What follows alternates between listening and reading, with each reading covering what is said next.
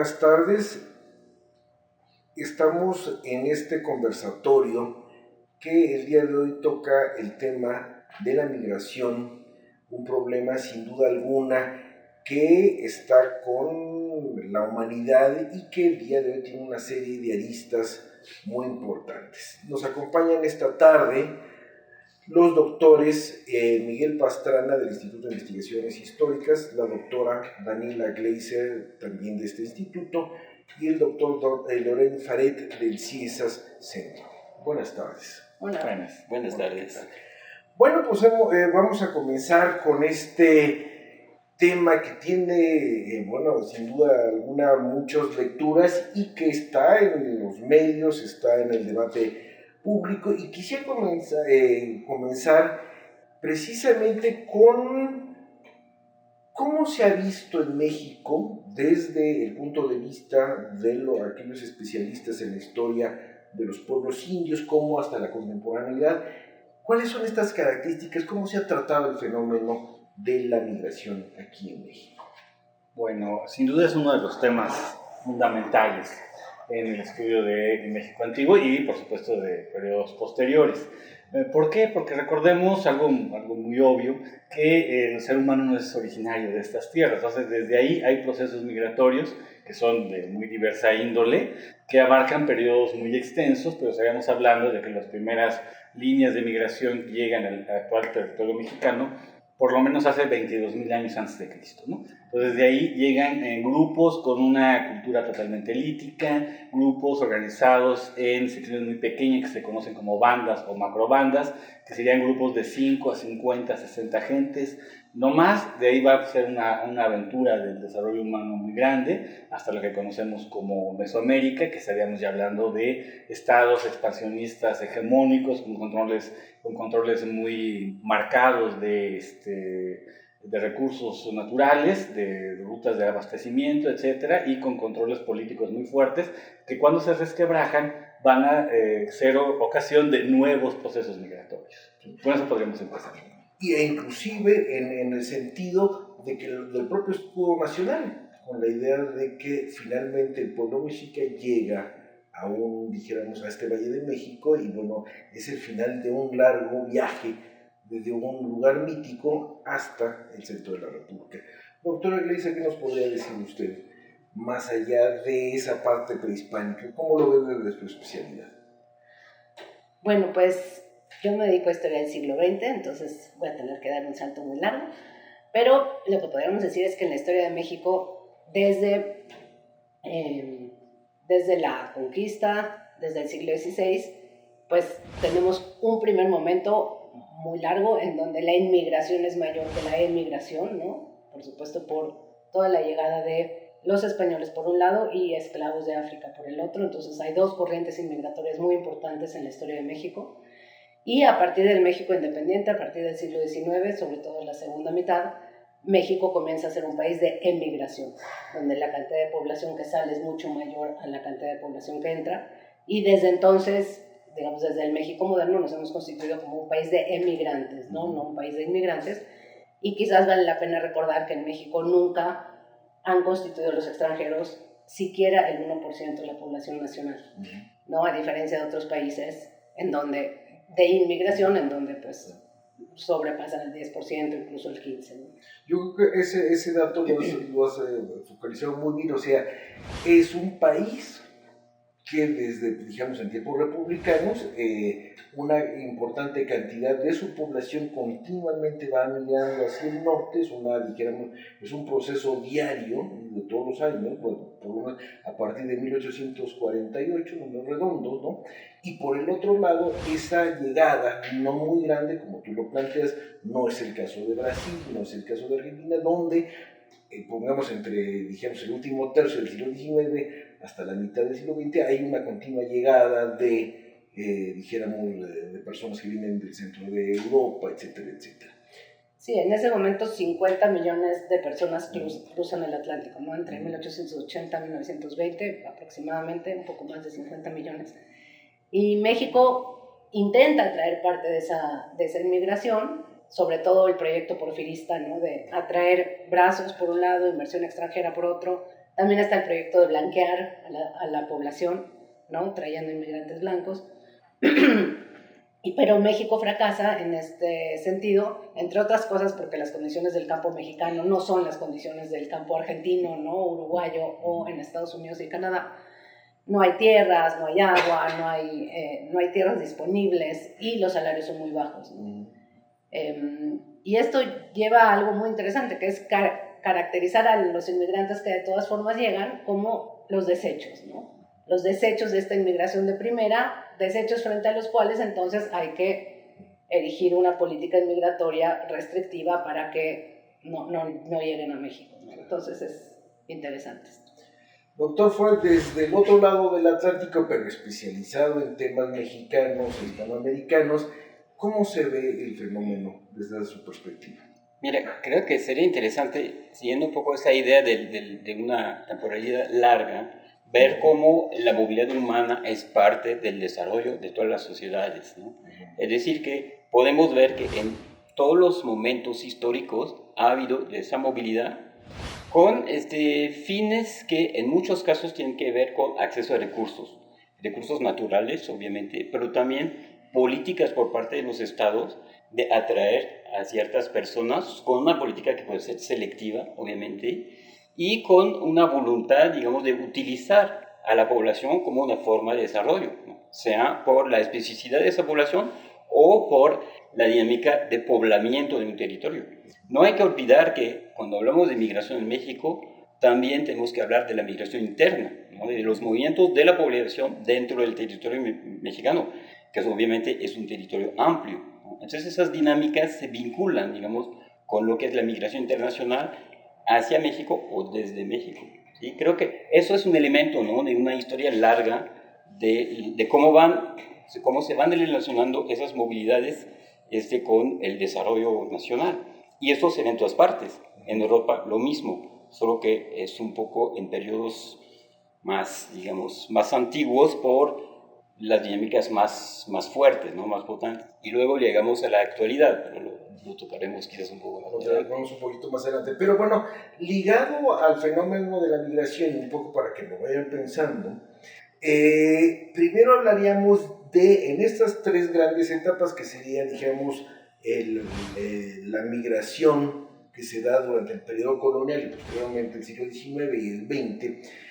Primero hablaremos qué tipo de migración se da, qué, dijéramos, factores positivos, culturales, de aportaciones se brindan estos migrantes en las etapas colonial, moderna y contemporánea, y al mismo tiempo cómo hay una serie de acusaciones de decir, bueno, es que llega, tú de alguna manera lo planteaste, Daniela, en el sentido de que pueden ser los que migran son los vagos, son los que no tienen cabida en sus países de origen, etcétera, etcétera. Entonces me gustaría que pudiéramos abundar en los aspectos positivos y negativos de esas migraciones en los periodos históricos respectivos.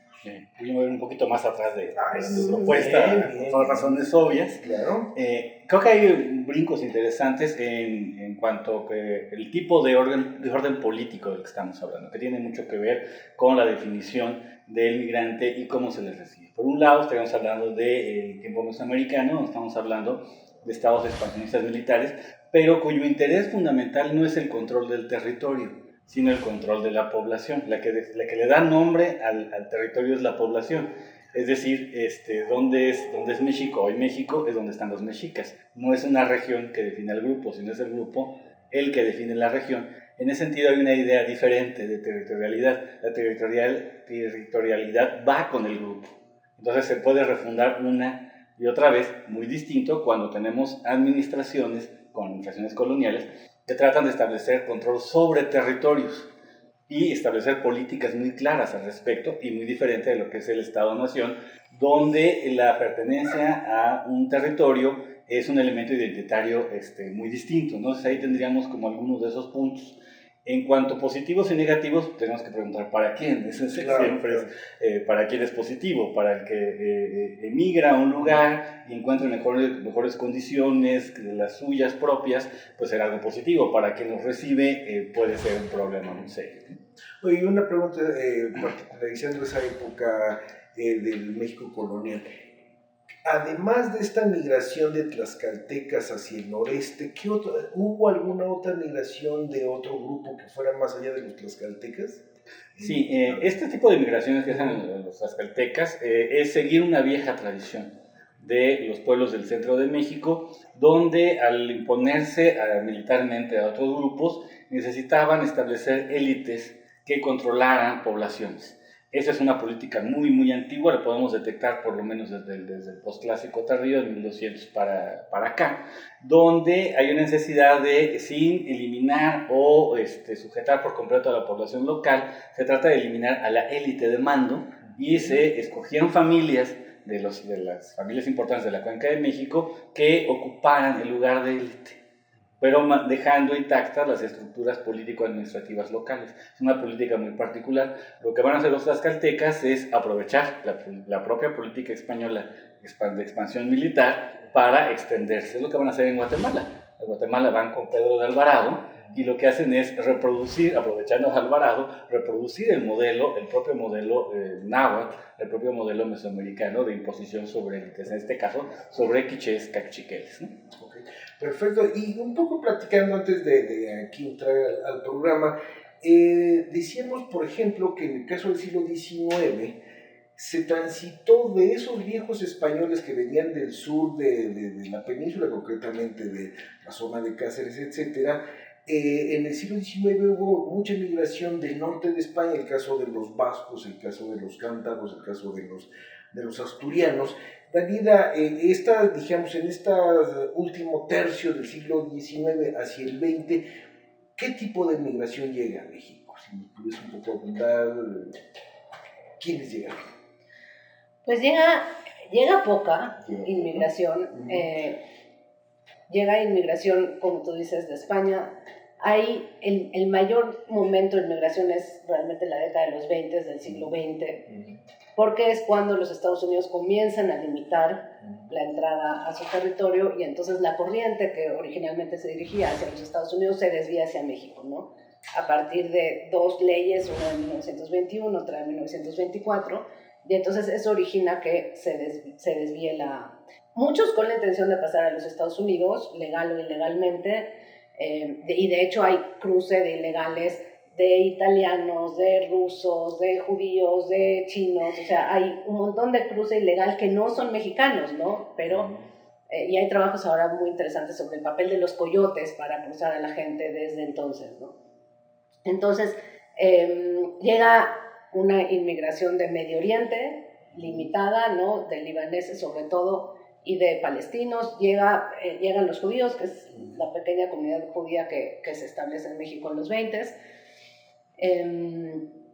Entonces, creo que es el momento mayor inmigración al país, y a fines del 19 pues llegan sobre todo hombres de negocios de las empresas, sobre todo norteamericanas, algunas inglesas, algunas holandesas, que vienen a establecerse aquí a invertir, a hacer negocios, etcétera, pero es como una inmigración también muy individual. Yo quería, vinculado un poco a lo que decía Miguel y a lo que tú preguntabas, que creo que tenemos que recordar al hablar de 5 siglos de migración, creo que hay dos cosas fundamentales que hay que recordar. Una es que las fronteras, como las conocemos, son un fenómeno muy, muy moderno, ¿no? Muy del siglo XX. Antes de esto, la gente se movía libremente, ¿no? No había controles, el pasaporte es del 19, ¿no? Pero la movilidad es mucho más natural porque los estados-nación no están consolidados y no están controlando las fronteras de la forma en la que lo hacen actualmente, ¿no? Entonces creo que cuando pensamos para atrás hay que imaginarnos un mundo mucho más móvil, mucho más flexible, donde la gente se mueve sin problemas. Y la segunda cuestión es que durante muchos siglos la inmigración era la única forma que tenían los países para reponer población, ¿no? Población que se perdía por guerras o por epidemias o por las altísimas tasas de mortalidad que había en la época. Entonces, también tenemos que pensar que lo que se valoraba era la inmigración, y en muchos estados, incluso en Francia, como debes saber bien, se prohibía la emigración. Hubo momentos en que se prohibía a la gente salir porque se necesitaba mano de obra. Entonces, creo que son dos dos variables que hay que tener en cuenta cuando hablamos de inmigración en el pasado para imaginarnos un mundo que es muy distinto al actual, ¿no? Claro. Sí, eso es indudable. Vamos a ir un poco en una tercera ronda, cuarta ronda sobre la parte contemporánea. Y viendo en el caso de Francia, bueno, si tú lo sabes perfectamente, que ahí comenzamos con ese famoso episodio de la guerra de los pasteles, ¿no? Que es un pastelero, bueno, ese por lo menos lo que se dice de la historia oficial, la historia que hemos leído. Si nos pudieras un poco platicar, ya de alguna manera estábamos charlando de ello antes, ¿qué características tiene la migración francesa a México en estos años de los que estamos hablando? Bien, efectivamente, no es una migración de mucha cantidad, estoy totalmente de acuerdo con esta idea. Sin embargo, hay que tomar en cuenta de que, y para todos los países, ¿no? En México, aparte de números reducidos, el impacto ha sido importante. Ha sido importante en lo económico, ha sido importante también en lo sociocultural. ¿No? Es decir, el lugar que esas personas o esos grupos llegan a construir, digamos, en México. En el caso de Francia, por ejemplo, el caso más conocido es el de los Barcelonettes, que salen de un pueblo del sureste de Francia, de los Alpes. Es una población bastante pobre, que precisamente sale porque no hay fuentes de trabajo en esa región, ¿no? de los Alpes en Francia, y llegan a México, y en México empiezan a desarrollar una actividad textil, luego en el sector bancario, y esta comunidad de los Barcelonettes se encuentra luego vinculada a todo lo que es el surgimiento de una industria textil y también de las grandes cadenas de fabricación de todo tipo de mercancía, ¿no? Y entonces la vemos en la historia, ¿no? Del desarrollo económico de México. Entonces, pequeña cantidad de personas, pero impacto que puede ser grande. Y lo interesante de los Barcelonettes, y eso va un poco con lo que decíamos antes, es que hubo mucha circulación.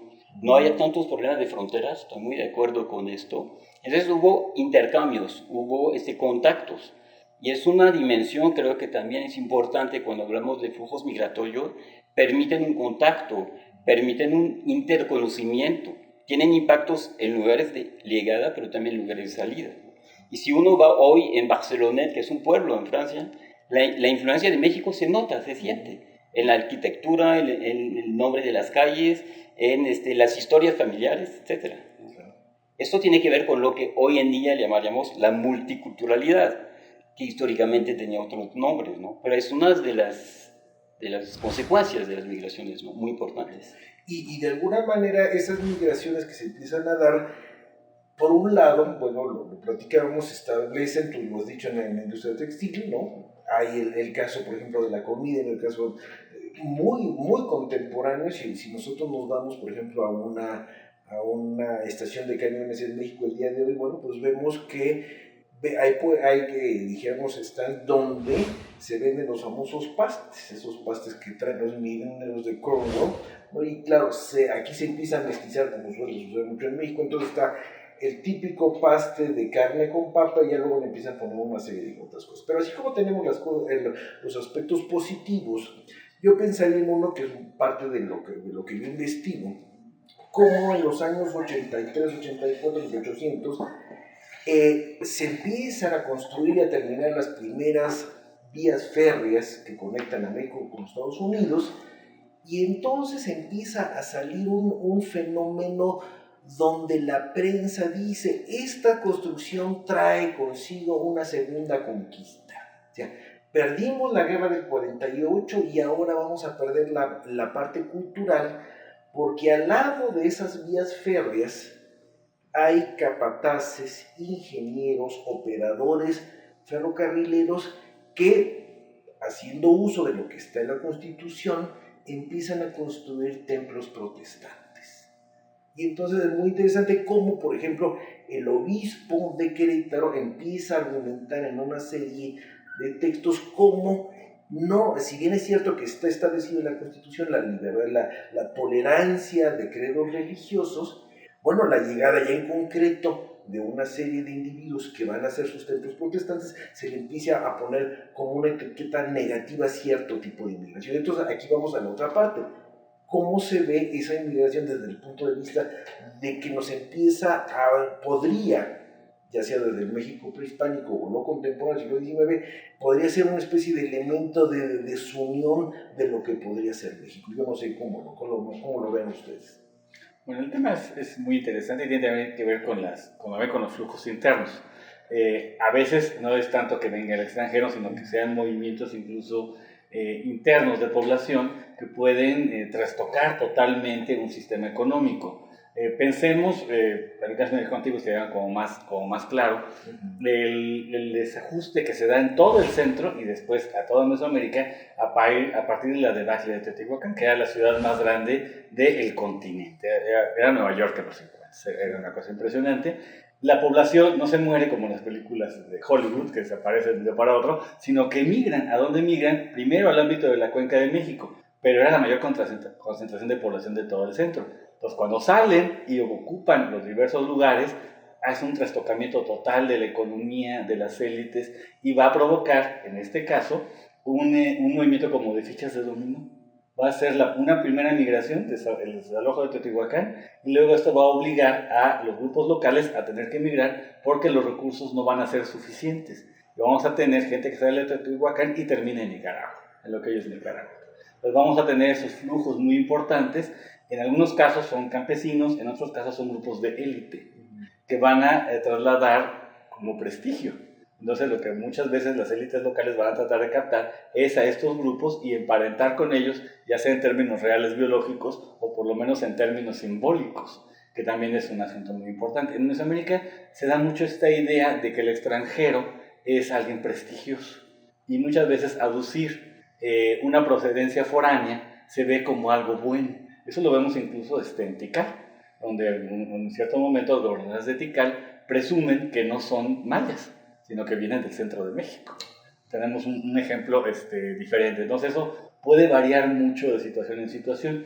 En el centro de México, en las historias que conocemos a partir de los códices y los registros del siglo VI, siglo XVII, ningún pueblo que tenga pretensiones hegemónicas dice que es local. Todos afirman venir de fuera porque es lo prestigioso. Y eso es un fenómeno como muy interesante, muy diferente o como nosotros lo vemos. Con lo que se da en el fenómeno colonial es exactamente la inversa. Lo que se trata es de que los grupos no se muevan. ¿Por qué? Por razones de control del trabajo, por razones de la jurisprudencia, por razones de las sedes obispales que necesitan tener un trabajo continuo de evangelización, y se trata de que no se muevan, y más o menos se consigue que no se muevan tanto. Pero en el México antiguo la idea más bien es de moverse. Es una idea muy distinta y que en cierto momento se va a mantener en la Nueva España, por lo menos siglo VI, siglo XVII, porque va a haber muchos enclaves internos donde el dominio español pues, es meramente nominal, como puede ser el caso del Gran Ayar, por ejemplo, toda la expansión al norte, la zona que hoy es Altos de Chiapas, Petén Guatemalteco, Quintana Roo, donde la presencia de un dominio real español es meramente ficcional. Y ahí van a continuar con sus propios flujos y sus propias dinámicas. Pero ahí va a ser un fenómeno como muy diferente a lo que estamos nosotros como acostumbrados. Oye, Miguel, y dentro de tus estudios sobre el México prehispánico, ¿hay algún pueblo, alguna actividad que en las crónicas prehispánicas se les refiere de manera derogatoria? ¿O no? No, porque se parte de una idea de complementariedad. No existe la idea de suprimir una actividad o a un grupo, porque todos tienen razón de ser, todos se necesitan. No quiere decir que sean igualitarios ni cosa por el estilo, ¿no? Hay dos temas de dominio bastante terribles, pero sí está esa idea de que esos grupos, esas actividades son fundamentales para el desarrollo del todo. Eso sí existe. Perfecto, no, pues excelente. Pues Quizás retomaría esa idea que planteabas, ¿no? de las figuras, digamos, sociales de los inmigrantes, porque a veces hay como una forma de decir que todos son iguales por llegar de tal o tal lugar, ¿no? Los definimos por nacionalidad, que es un error porque puede haber perfiles muy distintos. Y lo que mencionabas, ¿no? De los ingenieros, por ejemplo, cuando llegan a México hay una cierta cercanía con la élite, ¿no? Y hay contactos que se van a formar que lleguen de Inglaterra o de Estados Unidos, ¿no? En la construcción del ferrocarril, pero antes también, durante el desarrollo de las minas, por ejemplo, en Guanajuato, en Zacatecas, en San Luis Potosí, hay una cercanía entre esa población, digamos, muy formada, con un saber técnico importante que le permite vincularse con las élites. En términos culturales, a través de lo que decías, ¿no? De una expansión, por ejemplo, de formas religiosas, en términos de la vida cotidiana, de la vida social, ¿no? Construcción de grupos, del deporte. El béisbol llega a México de esta forma, ¿no? A través de esas figuras, ¿no? Entonces creo que es una dimensión importante, que hay cercanía cultural a veces entre élites locales y población que llega del extranjero, que no se ve tanto hoy en día, pero que es una dimensión histórica que me parece interesante. Y es muy interesante también porque luego tenemos esta idea de que de pronto ciertos grupos son muchísimos, ¿no? Y no es que sean muchos, sino que son muy visibles. Así es. Y hay otra inmigración que puede ser más abundante, pero que es como invisible. Los chinos, por ejemplo, ¿no? Que como no están en zona urbana, están en otro tipo de trabajos, de pronto como desaparecen, como que no los contamos en la inmigración mexicana. Y hay momentos de migración, porque por ejemplo, pensábamos que dijéramos, en la época colonial y en una parte del siglo XIX, el Caribe, concretamente la isla de Cuba, está muy presente, está presente en los tiempos coloniales, y buena parte, si nosotros vemos quiénes eran ciertos, digamos, personajes en la época, digamos, en las guerras de independencia, pues vemos que el contacto Nueva España, Cuba y posteriormente México, Cuba se da de manera bastante, digamos, frecuente, y luego hay una etapa donde no hay gran contacto entre mexicanos y cubanos dependiendo de la época, o más recientemente nuestra, digamos, relación con los Estados Unidos, o lo que tú planteas de esa época del México prehispánico, con esa cuenca que sería América Central y parte de Sudamérica, ¿no? Entonces, bueno, pues como que la migración no necesariamente es igual, sino que hay momentos de picos de ciertas zonas geográficas y luego pasa a otra. Pues, retomando tu pregunta sobre lo positivo y lo negativo, y un poco vinculado a lo que decías, creo que en México ha habido dos imágenes frente a los extranjeros, ¿no? Una imagen muy positiva, ¿no? Y hasta aspiracional a veces. O sea, el extranjero es el que trae la cultura, ¿no? En el porfiriato, bueno, el francés, o todo lo que viene de Francia. El extranjero es el que trae tecnología, muchas veces el que trae inversión. Es el blanco también en ciertos momentos de la historia del país, ¿no? O sea, hay una imagen, el culto positiva, ¿no? Y también hay una imagen negativa, ¿no? Que se fue construyendo también, yo creo que a lo largo del siglo XX, impulsada por el Estado también, pero es el que viene a explotar, es el que viene a aprovecharse, es el que viene a competir por el trabajo de los mexicanos, es el que no se quiere realmente involucrar y asimilar, sino el que viene a ver qué ganancias puede obtener para llevárselas, ¿no? Entonces creo que estas dos imágenes han convivido, y que vuelven a salir y se vuelven a repetir, y las vemos constantemente también en la actualidad, ¿no? Por una parte hay mucha generosidad, ¿no? Frente a los extranjeros, y pienso en la caravana migrante, y por otro lado está la reacción de aquellos que dicen, bueno, no, que se queden fuera, que no vengan, son inmigrantes indeseables, no los queremos aquí, y el argumento nacionalista por excelencia, nosotros tenemos nuestros propios problemas, ¿no? No podemos recibir gente de afuera, tenemos que resolver primero lo de adentro. Entonces creo que estas dos imágenes han convivido mucho a lo largo de la historia de México. Sí, yo creo que lo último que tú has mencionado nos hace dar algo que luego los historiadores nos cuesta trabajar, que es el salto hacia el siglo XX y XXI, lo contemporáneo. Y entonces, bueno, sin duda alguna se plantea ya no como el México prehispánico, sino los pueblos indios que existen hoy en día, los conglomerados indígenas, y las particularidades de la migración el día de hoy. Sin duda alguna, en la actualidad, la llegada, ya lo decías ahorita, de la caravana migrante, es este fenómeno que es la muy compleja relación con los Estados Unidos. O sea, cualquier político mexicano ya sea desde la época de Guadalupe Victoria hasta el día de hoy, sabe el presidente como secretario de Estado que tienen que tratar con los estadounidenses, y eso plantea genuinamente un fenómeno de enfrentamiento o de buenos momentos a lo largo de estos dos siglos. Entonces, bueno, este capítulo que estamos viviendo en la actualidad dijéramos, de las posturas de Donald Trump como presidente de los Estados Unidos, bueno, nos hace reflexionar precisamente de la migración que está llegando y también de esa migración interna. Yo creo que, no sé cómo quisieran ustedes abordarlo desde la parte contemporánea. Aquí tenemos algunos temas como es, dijéramos, la hibridación cultural, actitudes xenofóbicas, actitudes racistas, o por el contrario, donde se da, dijéramos, una aceptación de ese migrante que, como decimos en algún momento dado, llega, pero se ve, digamos, su primera interacción es migrar, pero probablemente se quede, y qué manera de asimilación va a tener en el México contemporáneo. No sé si ustedes quisieran abundar por ahí o darle otro matiz. Bueno, que se combinan las dos cuestiones, la migración interna y la migración externa. O sea, se da muy claro en el caso justamente de los pueblos indígenas actuales. Quizás el lugar de América donde se hablan más lenguas autóctonas sea Valle de Chalco, y Valle de Chalco Solidaridad, que es un laboratorio para los lingüistas. Hay muchas lenguas indígenas que sus últimos hablantes registrados justamente viven ahí. Son movimientos de migración interna que llegan a zonas poco pobladas o que a partir del desecamiento del lago se expanden con todos los problemas que eso conlleva, que es impresionante, más que el canal de la Compañía desbordándose a cada rato. Entonces, pero ahí tenemos un proceso de migración interna que se va a acompañar con la emigración hacia Estados Unidos.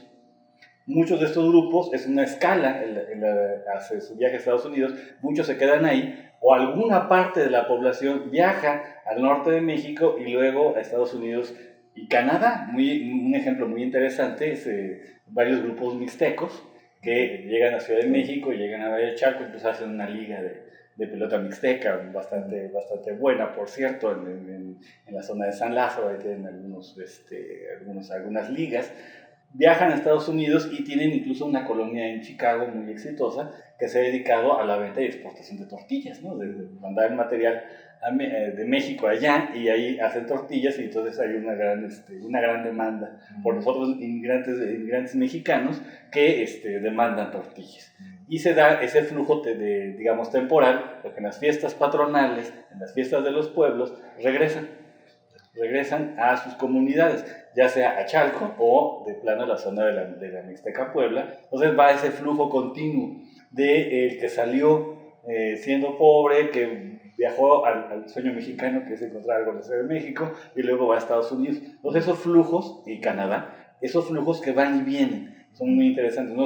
Porque por ejemplo, esta gente mixteca no sale con la idea de quedarse para allá, sino de regresar en algún momento, sobre todo por esta situación de las fiestas patronales, porque el santo patrón pues, no es simplemente un santo cristiano, sino es un primer pariente, ¿no? que funge como el creador del pueblo, etc.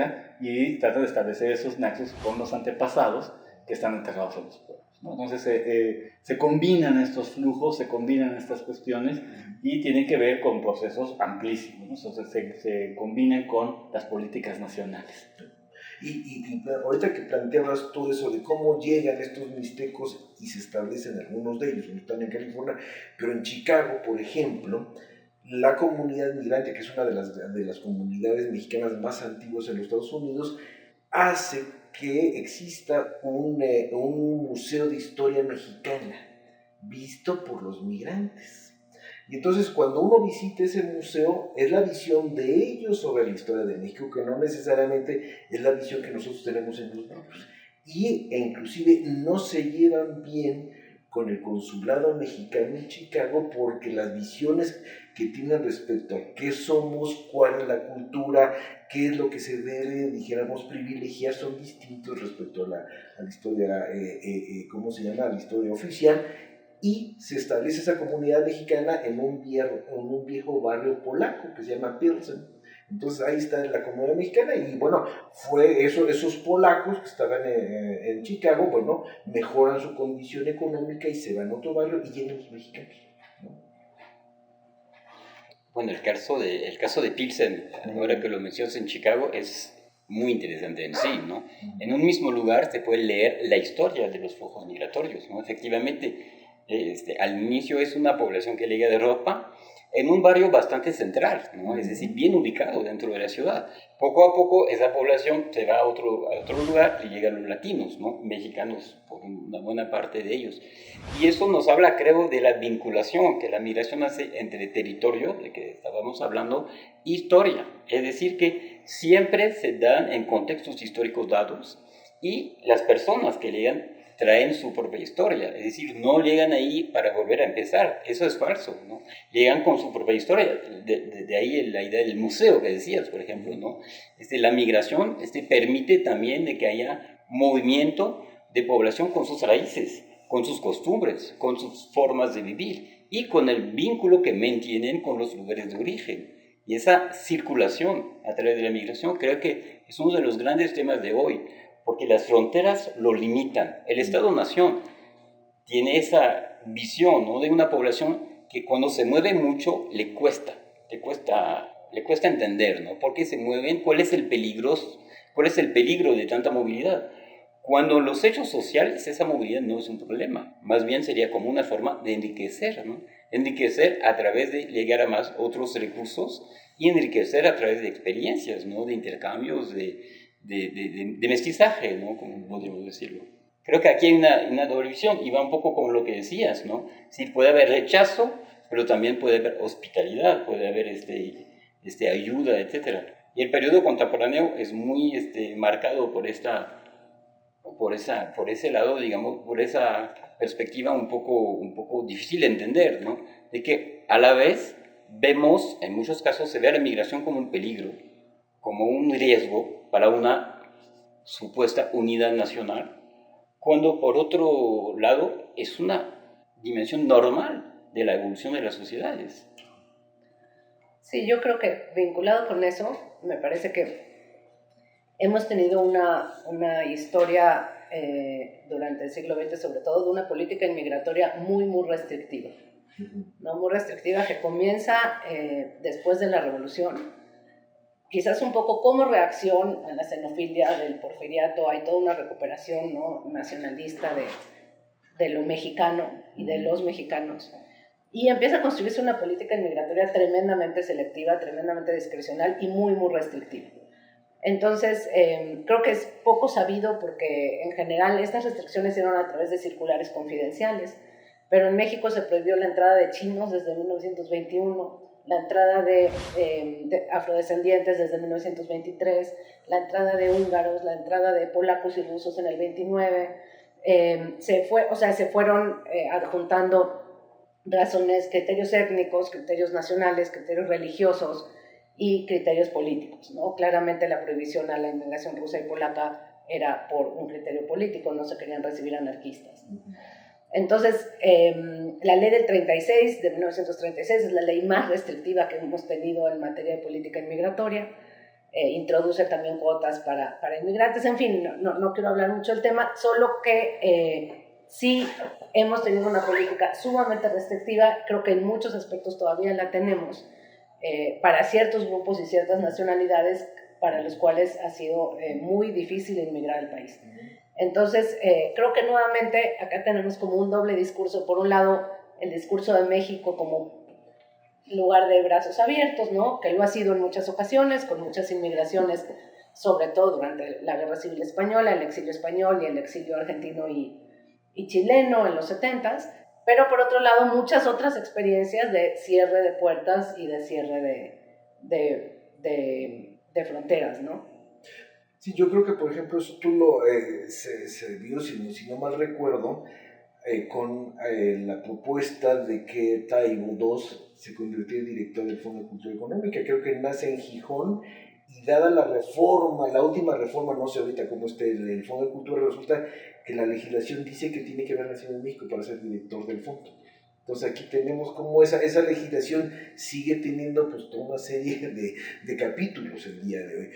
Bien, sin duda alguna, el problema, de la migración es un tema de una actualidad, no diría que para los historiadores, sino para el devenir cotidiano, ¿no? Entonces, eso lo estamos viendo en las noticias, ¿no? Hay posturas opuestas, alguien que dice el país debe abrirse más hacia, dijéramos, una migración, esa migración debe ser legal o debe ser natural, qué tipo de puertas debería tener México. Entonces quisiera yo que ustedes abundaran, ¿no?, sobre cómo piensan este fenómeno que se está sucediendo, dijéramos, en los últimos 20 años redondos, o si quieren hacerlo más hacia la actualidad, no hay problema. Quizás podemos empezar para plantear un poco la perspectiva de lo contemporáneo con la idea de que en México ha habido muchos cambios en términos de flujos migratorios. Básicamente podemos decir que estamos hablando de 4 tipos de flujos. El de emigración hacia Estados Unidos y Canadá, que es el más, digamos, de largo plazo, ¿no?, que empieza a finales del siglo XIX, se desarrolla mucho durante todo el siglo XX, y sigue por una parte en la actualidad. Luego está el fenómeno de regreso, de retorno de Estados Unidos, ¿no?, que se da mucho desde los últimos 20 años, que es el segundo. El tercero es el de tránsito, ¿no?, se llama tránsito, que viene básicamente de lo que llamamos el Triángulo Norte de Centroamérica, pero que viene de otras partes también, ¿no?, dentro de lo que sea ese corredor migratorio, ¿no?, que va desde América del Sur y que llega a América del Norte, ¿no? Y México, como país, digamos, de este flujo, de ese tránsito, tiene que plantearse, ¿no?, cómo se puede tener una política acerca de una población que no va a quedar, sino que está entrando y saliendo. Y el cuarto fenómeno es la inmigración. La inmigración que no es nueva, pero que ha tomado nuevas formas con precisamente ese movimiento, digamos, de espacio de tránsito a espacio donde la gente se queda. Y hoy en día muchos de los centroamericanos no van a llegar a Estados Unidos, se van a quedar, una parte, digamos, se van a quedar en México. Entonces México se tiene que pensar como un país, en este momento, con una complejidad migratoria que llama a respuestas específicas, que no sea solamente la de una, digamos, dependencia hacia Estados Unidos. Y aquí está el tema, digamos, más geopolítico. Las dimensiones migratorias hoy en día ocupan la mesa de las relaciones internacionales, ¿no? Se ven en todo. Se ve al momento de firmar un nuevo convenio de negocio y de comercio con Estados Unidos, se ve sobre cómo se tratan los temas de fronteras. La frontera México-Guatemala nunca había sido tan, digamos, tan escrutada o con tantos discursos que en el periodo actual. Entonces, este tema migratorio está muy vigente, muy importante hoy en día, pero llama a respuestas un poco complejas también, porque el fenómeno mismo es complejo. Sí. Por ejemplo, pensaba yo en algunas declaraciones de algunos políticos estadounidenses e inclusive de algunos académicos, ¿no?, donde dice, bueno, la diferencia, por ejemplo, del migrante mexicano que cruza la frontera y está algún tiempo, dice, finalmente ese mexicano regresa, ¿no? Hay muchos, digo, no, algunos se quedan y no pueden moverse de los Estados Unidos, pero dicen, hay muchos mexicanos que vuelven a su terruño, ¿no? Y en ese sentido sería distinto a otra migración que simplemente va a los Estados Unidos y ahí permanece a lo largo de, bueno, pues prácticamente por lo menos de la generación migrante, porque ya los hijos y los nietos, bueno, tendrán una relación distinta con, digamos, su país de origen y el lugar donde están migrando.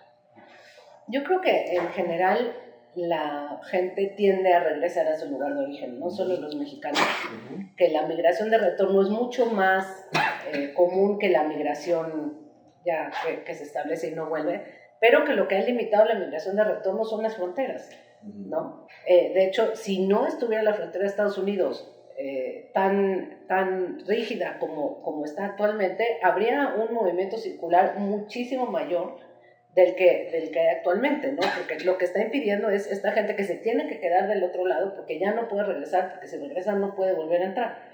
Entonces, de hecho, es hasta un poco paradójico. Para los mismos anti-inmigrantes estadounidenses sería mucho más lógico una frontera flexible que permitiera para ellos que los mexicanos no se quedaran allá, sino que vayan y vinieran. Y es en realidad una inmigración que también obedece a la oferta y la demanda de trabajo que hay en los Estados Unidos, ¿no? Cuando hay demanda, hemos visto a lo largo de la historia, cuando hay demanda aumentan los flujos migratorios, cuando baja la demanda hay todo un movimiento de regreso, a veces más voluntario, a veces a través de deportaciones, ¿no? Que hubo de mexicanos.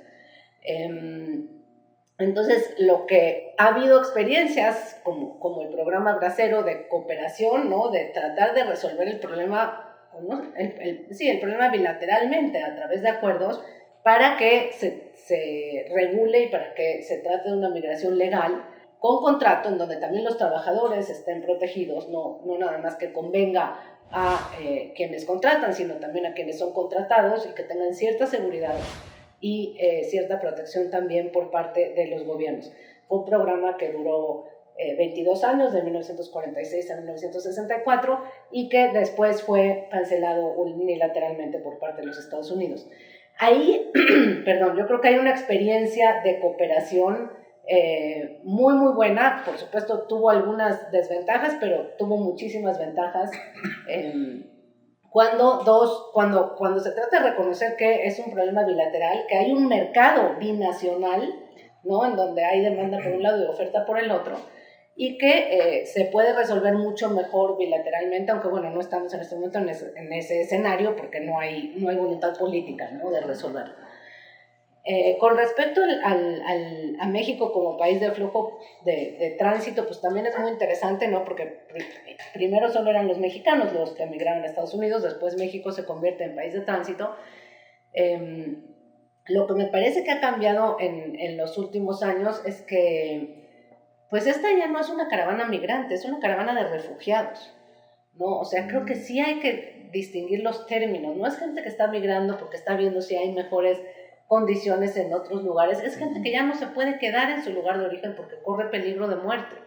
Y creo que no hemos visto a la caravana migrante en esos términos, ¿no? Hemos visto como, bueno, parte de un flujo que va de Centroamérica a Estados Unidos, de migrantes que quieren vivir mejor, pero esta gente no quiere vivir mejor, esta gente no quiere que la maten, ¿no? Si se oyen las historias, es tremendo. Todos han tenido su pareja, su hijo, su madre, un familiar, un amigo asesinado recientemente, ¿no?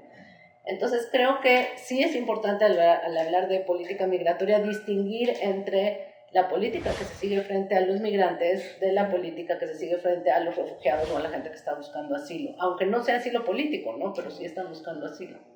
Sí, eso es cierto. Por ejemplo, salen datos muy curiosos, ¿no? Por ejemplo, uno de los, dijéramos, directivos de esta asociación que agrupa a la industria maquiladora dice, bueno, pues que se queden a trabajar aquí, dice Irma, algo así, no sé cuántas decenas de miles de plazas de trabajo en la frontera o a la frontera que pudieran, dice, pues, hay trabajo, ¿no? Entonces dicen, no es que no haya trabajo.